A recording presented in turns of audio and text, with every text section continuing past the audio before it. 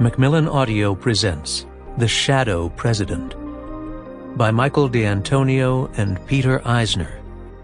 Read for you by Robert Fass.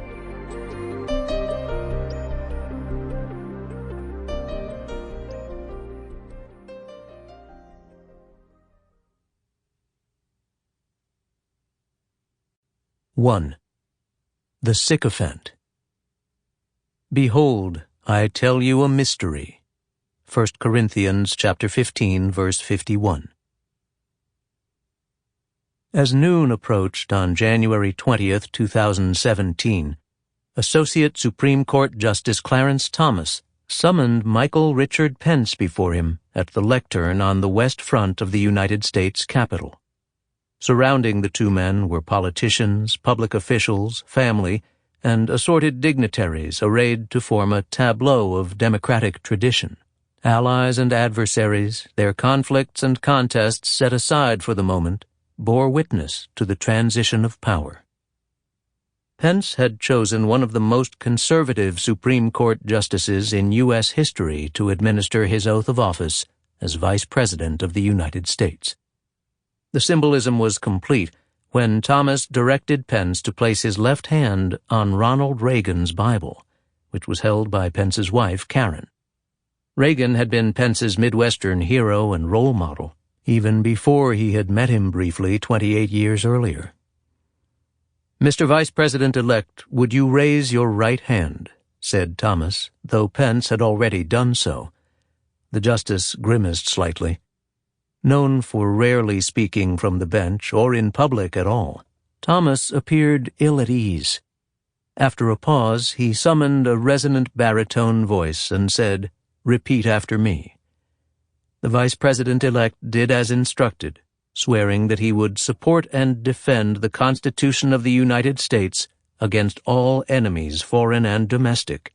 So help me God. After he finished the oath, the Vice President embraced his family, shook hands with some of the assembled luminaries, and then retreated from the center of attention. As he stood beside his wife, Pence struck his humility pose, brow furrowed, mouth downturned, eyes focused on some distant point, as he had on countless public occasions. For decades, Pence had presented himself as a humble servant who could be entrusted with power because he was, at heart, a mild-mannered Midwesterner.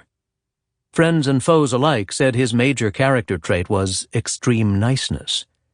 When given the opportunity, Pence described himself as a true Hoosier son of Indiana who was a Christian, a conservative, and a Republican in that order.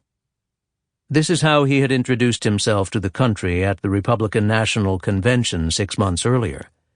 The list contrasted with the usual pledge politicians make to put country first. This is what President Obama did after the 2016 election when he said, "We are not Democrats first, we are not Republicans first, we are Americans first." The Vice President's self-declared identity revealed both his priorities and the source of his power. For 30 years, he had helped lead the Republican Party into a closer alliance with preachers who were turning evangelical Christianity from a religion into a political crusade that engaged in a culture war against non-believers. The aim of many was to destroy abortion rights, roll back the equality gained by gay citizens, and prepare the nation for the second coming of Christ. Pence and others used martial metaphors and considered themselves warriors of the Christian right, both besieged and called upon to fight. "Those who would have us ignore the battle being fought over life, marriage, and religious liberty have forgotten the lessons of history," said Pence in 2010.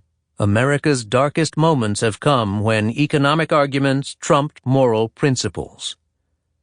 Pence's allies in his war included hugely wealthy donors who, despite their vast wealth, accumulated at a time of historic inequality, also posed as victims. As libertarians in the mold of Sample complete. Ready to continue?